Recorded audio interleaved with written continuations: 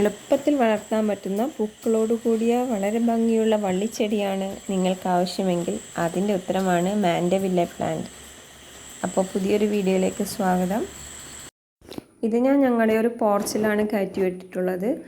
അല്ലാതെ ഇത് വച്ചിട്ടുള്ള പോട്ടിൽ തന്നെ 3-4 കമ്പുകൾ വെച്ച് അതിൽ ചുറ്റി എടുത്താൽ നീറ്റായിട്ടും ഉണ്ടാവും, കുറച്ചുകൂടെ തിക്കായിട്ട് തോന്നുകയും ചെയ്യും.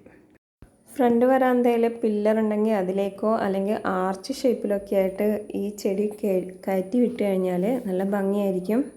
ഇതൊരു ഇൻവേസീവ് ചെടിയൊന്നുമല്ല, നമുക്ക് ഒതുക്കി വളർത്തിയെടുക്കാൻ പറ്റും. അടുത്തുള്ള ചെടികളിലേക്ക് മുഴുവൻ കയറി പടർന്ന് ശ്വാസം മുട്ടിക്കുന്ന ഒരു ചെടിയല്ല ഇത്. ഞാൻ ഈ ചെടിയെ മഴ കൊള്ളാതെ ഷെയ്ഡിലേക്ക് വെച്ചിട്ടാണുള്ളത്.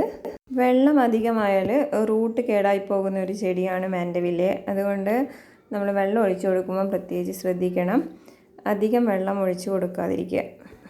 ഈ ചെടി ഞാൻ ഡിസംബർ 2020 വാങ്ങിയതാണ്, അതായത് കൃത്യം 7 മാസമാവുന്നു.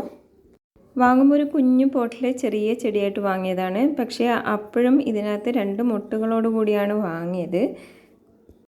പിന്നീട് ഇതിനെ ചാണകപ്പൊടിയും വേപ്പിൻ പിണ്ണാക്കും എല്ലുപൊടിയും ചേർത്ത പോട്ടി മിക്സ്ചറുള്ള ഒരു പോട്ടിലേക്ക് മാറ്റുകയാണ് ചെയ്തത്.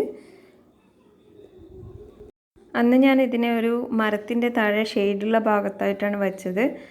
ഇപ്പം മഴ തുടങ്ങിയതോടുകൂടി അത്യാവശ്യം വെയിൽ കിട്ടുന്ന ഒരു ഭാഗത്തേക്ക് ഇതിനെ മാറ്റിയപ്പോഴാണ് ഇതിൽ പൂക്കൾ ഉണ്ടാവാൻ തുടങ്ങിയത്, നന്നായിട്ട് പൂക്കൾ ഉണ്ടാവാൻ തുടങ്ങിയത്. അപ്പോഴൊക്കെ കുറച്ച് 1-2 പൂക്കളേ ഉണ്ടാവാറുള്ളൂ.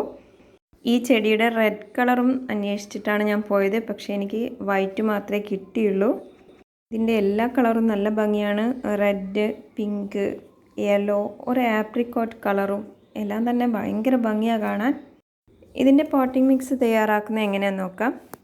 എല്ലുപൊടി, വേപ്പിൻ പിണ്ണാക്ക്, ചാണകപ്പൊടിയും മണ്ണിനോട് ചേർത്ത് വെച്ച ഒരു പോട്ടിംഗ് മിക്സാണ് ഇതിന് ഏറ്റവും നല്ലത്. എല്ലുപൊടി കൂടാതെ സൂക്ഷിക്കുക. അതുപോലെ ചകിരിച്ചോറ് ഒഴിവാക്കുന്നതാണ് നല്ലത്. കാരണം വാട്ടർ കണ്ടൻറ്റ് കൂടിക്കഴിഞ്ഞാൽ ഇതിൻ്റെ റൂട്ട് പെട്ടെന്ന് കേടായി പോകും. അതുകൊണ്ട് നമുക്ക് മാക്സിമം ചകിരിച്ചോറ് ഒഴിവാക്കി ഉള്ള പോട്ടിംഗ് മിക്സ് ഉപയോഗിക്കാൻ ശ്രമിക്കാം. ഇതൊരു സെൻസിറ്റീവ് പ്ലാന്റ് ആണ്. ഓവറായിട്ട് ഫെർട്ടിലൈസറും വേണ്ട. ഫെർട്ടിലൈസർ അധികമായി പോയാലും ഇതിനൊരു വാട്ടം കാണിക്കും. നല്ല വെയിൽ ഇഷ്ടപ്പെടുന്ന ഒരു ചെടിയാണ്. പ്രത്യേകിച്ച് മോർണിംഗ് സൺറൈസ് കിട്ടുന്നുണ്ടോ നോക്കുക. അതുപോലെ നമുക്ക് വെയിൽ ഇല്ലാത്തതാണെങ്കിൽ ഇൻഡയറക്റ്റ് ബ്രൈറ്റ് ലൈറ്റ് കിട്ടുന്ന സ്ഥലത്തെങ്കിലും ഇതിനെ സെറ്റ് ചെയ്യുക. പ്രൊപ്പഗേഷന് വേണ്ടി ഇതിൻ്റെ ചെറിയ കമ്പ് മുറിച്ച് നട്ട് പുതിയ തൈകൾ ഉൽപ്പാദിപ്പിക്കാം. വേര് പിടിക്കാൻ വേണ്ടി ഫെർട്ടിലൈസേഴ്സ് ഒന്നും ഇല്ലാതെ വെറും മണ്ണിൽ ചെറിയ പോട്ടിലാക്കി നട്ടു വയ്ക്കുക. വേര് പിടിച്ചു കഴിഞ്ഞാൽ നമുക്ക് ഈ ജൈവവളങ്ങളൊക്കെ ചേർത്തിട്ടുള്ള പുതിയ പോട്ടിലേക്ക് മാറ്റി നടാം. വലിയ കീടശല്യം ഒന്നും ഇല്ലാത്തൊരു ചെടിയാണിത്. അതുപോലെ വർഷം മുഴുവൻ ഏത് കാലാവസ്ഥയിലും പൂക്കൾ ഉണ്ടാവുകയും ചെയ്യും. അധികം മഴ കൊള്ളാതിരിക്കാൻ ഷെയ്ഡിലേക്ക് കയറ്റി വയ്ക്കുക. വേനൽക്കാലമായാലും ദിവസവും നനവ് കൊടുക്കുക. അതും മോർണിംഗിൽ തന്നെ കൊടുക്കുന്നതാണ് നല്ലത്. ഇതിൽ പൂക്കൾ പിടിക്കാൻ വേണ്ടി കെമിക്കൽ ഫെർട്ടിലൈസേഴ്സിൻ്റെ ഒന്നും ആവശ്യമില്ല. മാസത്തിലൊരിക്കൽ ജൈവവളങ്ങൾ ചേർത്ത് കൊടുക്കുക. ഒരു പ്രൊട്ടക്ഷൻ എന്ന നിലയിൽ മാസത്തിലൊരിക്കൽ ഫംഗിസൈഡ് അടിച്ചു കൊടുക്കുന്നത് നല്ലതാണ്. നിലത്തും നട്ടുപിടിപ്പിക്കാം. അതുപോലെ പോട്ടിലാണെങ്കിൽ അത്യാവശ്യം വലിയൊരു പോട്ടിൽ തന്നെ വെച്ച് പിടിപ്പിക്കുക. അപ്പോൾ ഇതൊക്കെയാണ് ഇതിനെക്കുറിച്ച് പറയാനുള്ളത്. Thanks for watching.